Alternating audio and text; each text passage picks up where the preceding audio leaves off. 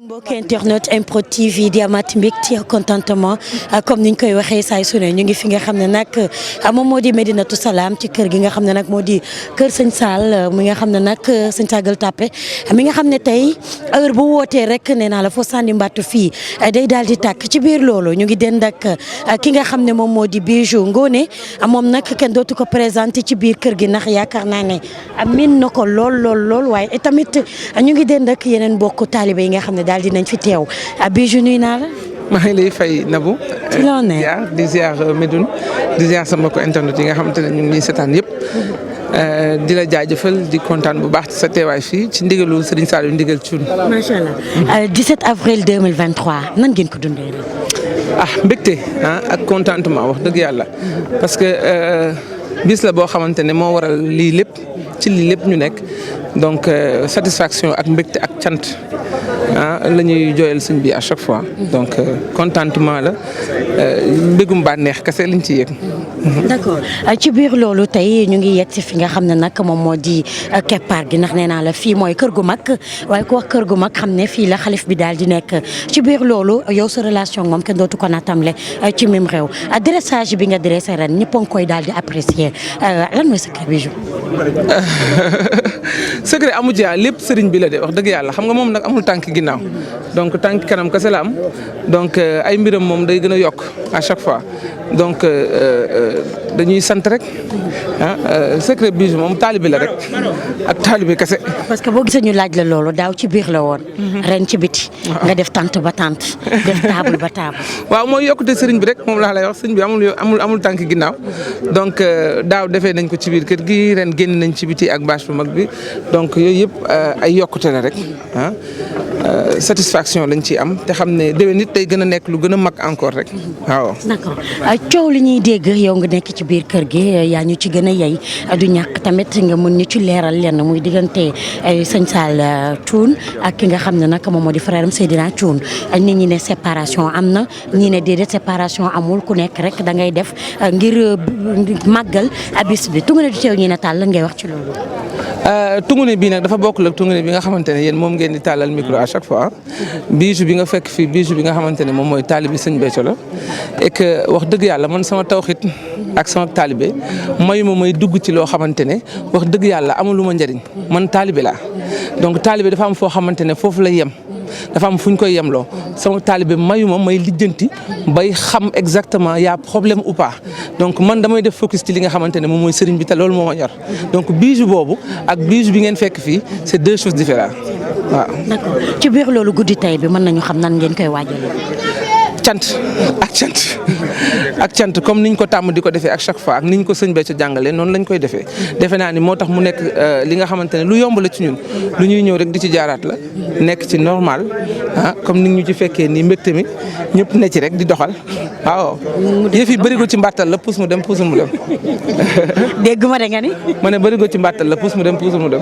maanaam da ngeen pare démb tey. non ak cant la maanaam bëri ko mbàttal la cant gi puus mu dem puusul mu dem waaw ku ci ñëwul day dox ku ñëw day dox waaw. c'est important message bi leer na. jeex na donc dañuy bàyyi tuuti rek ci kanam ñu daje ci tante bi. jeex na ay ci biir noonu ñu waxtaan ak yeneen mbokk taalibe yi. waaw mais nuyu naa. wax bi kay leer na waaw maa ngi lay sant bu baax soxna si maa ngi lay sant bu baax. dundee li nga xam ne moom moo di 17 avril 2023. waaw mbégte rek ak xol bu xaw a wéet ndax jamono yi doon nañ gis suñu sang ji.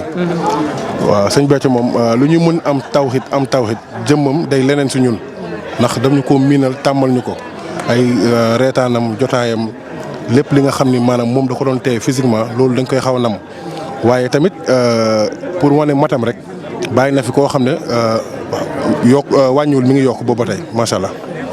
d'accord donc ñu ngi lay daal di jaajëfal ñu xaar rek ñu daal di daje ca biir cant bi. leer na maa ngi lay jaajëfal ci biir loolu ñu taxaw ak ki nga xam ne nag moom it kenn dootu ko présenté di Djily CSB Djily nuyu nañu la. ñu ngi lay fay soxna ñu ngi lay ziar bu baax a baax. yaa ngi ci jàmm. waaw ñu ngi sant bu baax. lu waraloon sa teewaay fi wala est-ce que mën nañu xam sa diggante ki nga xam ne moom moo di sëñ Sall ndigal Thioune.